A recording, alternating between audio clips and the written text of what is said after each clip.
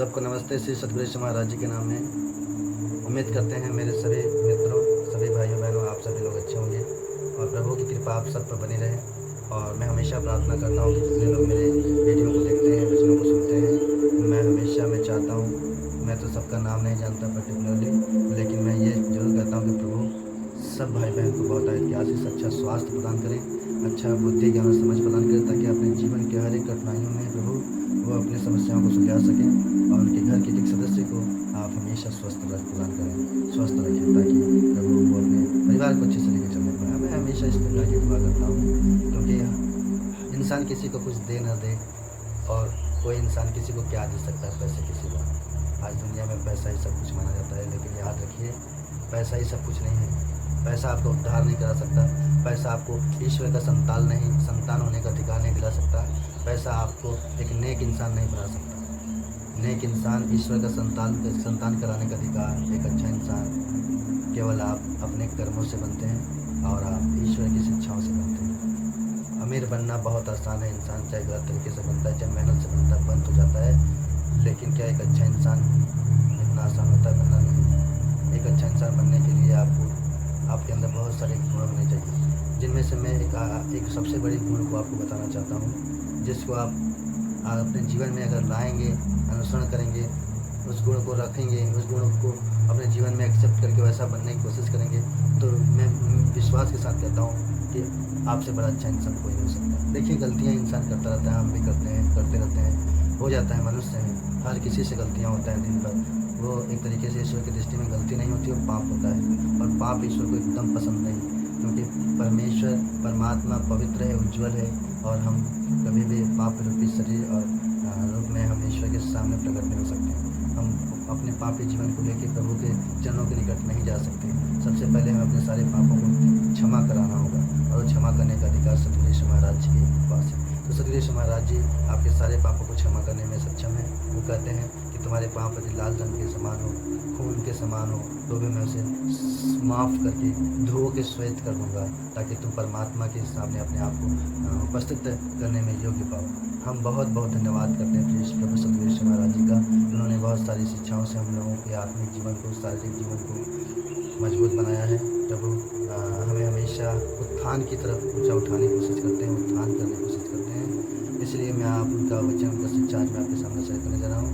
तो आप कृपया, अगर आपको अच्छा ना लगे तो मेरे वीडियो को स्किप कर दीजिएगा, अगर अच्छा लगे तो ज़रूर देखिएगा, ताकि आपके जीवन में प्रभु की आशीष आए। तो अगर आप मुक्ति वेद में मत्तिया की पुस्तक पढ़ेंगे 5 अध्याय के 44 पद में, तो उसमें लिखा है, जो मैं आपके लिए पढ़ूंगा, उसमें लिखा है, मेरे मित्रों, परंतु मैं तुमसे यह कहता हूँ कि अपने बैरियों से प्रेम रखो और अपने सताने वालों के लिए प्रार्थना करो। देखिए, एक वर्ड आया बैरी। बैरी का मतलब होता है दुश्मन, जो आपके दुश्मन है, उससे क्या कहा है प्रभु ने करने के लिए? उससे प्रेम रखने के लिए बोला है। हम जानते हैं बहुत कठिन है अपने दुश्मन से प्यार करना, लेकिन हमारे सतगुरु श्री महाराज जी यही तो चाहते हैं कि तुम अपने दुश्मन से प्रेम करो, तभी तो तुम एक अच्छा इंसान बन पाओगे। नहीं तो अगर तुम उसी की तरह, उसी की जैसा व्यवहार करोगे, तो तुम्हारे में और उसके में क्या अंतर होगा? कोई डिफरेंस होगा नहीं। एक अच्छे इंसान में, एक बुरे इंसान में तो अंतर होता है। अच्छा इंसान बुरे इंसान के लिए हमेशा अच्छा सोचता है, क्योंकि वो अच्छा होता है, अच्छा इंसान होता है। बुरा इंसान तो होता ही है बुरा, लेकिन एक अच्छा इंसान का कर्तव्य क्या होता है?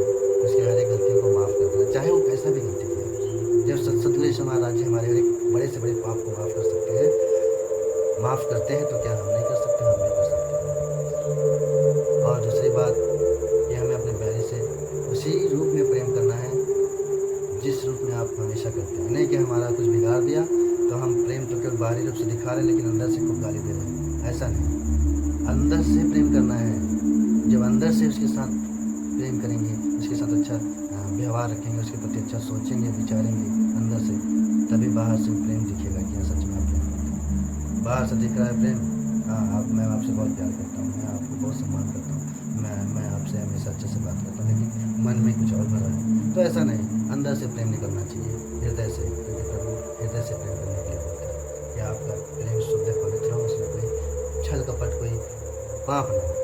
तो बैरियों से क्या करना है? प्रेम करना है, हमें उसके जैसा व्यवहार नहीं करना है। दूसरा जो लिखा है, सताने वाले के लिए प्रार्थना करना। जो सताए आपको उसके लिए प्रार्थना करना। ये देखिए, और बड़ी कठिन काम है। पहली बात तो जो सताता है उससे के लिए प्रार्थना करने के लिए श्री सतगुरु श्री महाराज जी कहते हैं। सताने का मतलब जो आपके प्रति षड्यंत्र रचते हैं, जो आपको हमेशा परेशान करते हैं, जो आपको हमेशा नीचा दिखाने की कोशिश करते हैं समाज में, आपको फंसाने की कोशिश करते हैं कि आपका हमेशा कुछ ना कुछ बिगड़ जाए, आपको लोगों की नज़र में हमेशा बुराई करके आपको हमेशा समाज में नीचा दिखाने की कोशिश करते हैं। ऐसे बहुत सारे काम करते हैं, लेकिन सद्गुरु यीशु महाराज जी क्या करते हैं मेरे मित्रों, वो कहते हैं कि आप उसके लिए प्रार्थना करो।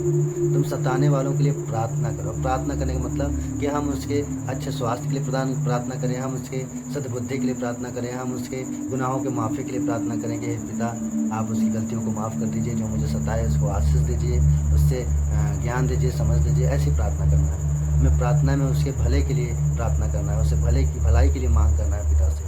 हमें ईश्वर से उसकी भलाई के लिए प्रार्थना करना है कि उसका जीवन बदल जाए। जो मेरे साथ ऐसा कर रहा है उसे आप माफ़ करें और उसे बदलने की आप कृपा करें। ऐसी प्रार्थना करना है। सताने वालों को आप भी सताने लगेंगे, वो आपको समाज में नीचा दिखाने की कोशिश किया, कभी आपको मौका मिला तो आप भी दिखाने लगे, तो फिर क्या अंतर है? कोई अंतर नहीं। आप भी वैसे हैं, वो भी वैसे हैं, तो आप एक अच्छा इंसान कैसे बनेंगे?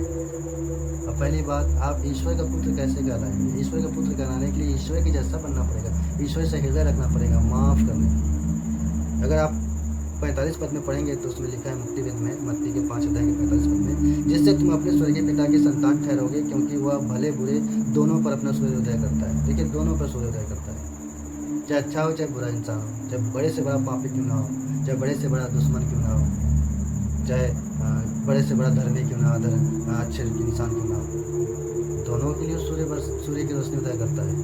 ये नहीं लिखा है, ये वचन में नहीं लिखा है कि जो बैरी हैं, जो दुश्मन हैं, जो गंदे लोग हैं, जो बुरे लोग हैं, उसको सूर्य की रोशनी नहीं मिलेगा, जो अच्छे लोग हैं उसी को मिलेगा।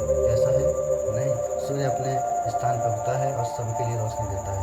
कोई इसके लिए बुरा, कोई इसके लिए खराब नहीं है, क्योंकि ईश्वर की दृष्टि में सब उसकी संतान है, सबको उसने अपने हाथ से बनाया है, तो किसी के साथ कैसे भेदभाव कर सकता है? हाँ, यह है कि जो पाप करते हैं, जो पाप में जीवन जीते हैं, ईश्वर उससे अपना संबंध तोड़ लेता है, उससे वो संबंध तोड़कर अपने आप को दूर कर लेता है, क्योंकि पाप ईश्वर को पसंद नहीं। लेकिन क्या ईश्वर उसको रोशनी देना बंद कर देता है? नहीं। क्या उसके प्रति प्रेम करना बंद कर देता है? नहीं, प्रेम तब भी वो करता है। भले आप पाप में लिप्त हैं, भले ईश्वर आपसे दूर हो गए हैं, फिर भी वो आपसे प्रेम करता है। जैसे एक पिता का कोई बेटा है, अगर कोई हत्या कर दिया, किसी प्रकार गंदा काम करके जेल में चला गया, तो क्या माँ बाप का प्रेम कम हो जाता है? नहीं। कुछ देर के लिए अफसोस होता है कि ये क्या कर दिया, कैसे बेटे को जन्म दे दिया, लेकिन जो अंदर जो प्रेम रहता है, जो लगाव रहता है अपने बच्चे के प्रति, वो कभी खत्म नहीं हो सकता। वो लाख पाप कर ले, लाख गलतियाँ कर ले, लेकिन वो खत्म नहीं हो सकता। भले वो जेल में बंद है, माँ बाप घर पे हैं, क्या वो उससे मिलना छोड़ देगा? हाँ, मिलते हैं। बस यही फ़र्क है कि मनुष्य हर पापी व्यक्ति से मिलता है, लेकिन ईश्वर नहीं मिल पाता। ईश्वर से आपका संबंध फिर से बनाने के लिए सद्गुरु यीशु महाराज जी आपको ईश्वर के योग्य बनाते हैं।